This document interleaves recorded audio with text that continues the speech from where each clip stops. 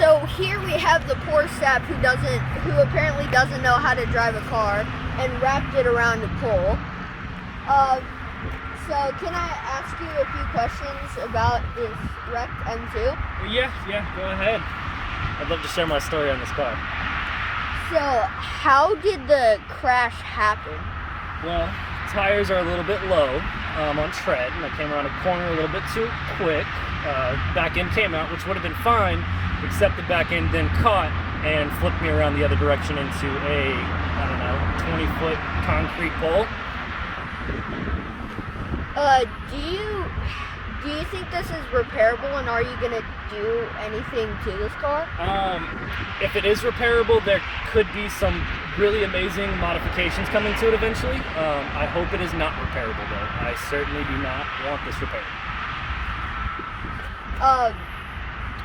Is there any other things you want to tell about this car? Don't wrap it around a pole. That's about it. I mean, this car is amazing, but don't wrap it around a pole. It's not fun. Do you have any social media to plug? Heck yeah! See Ryan66 everywhere. Well, that was this M2, or what was an M2.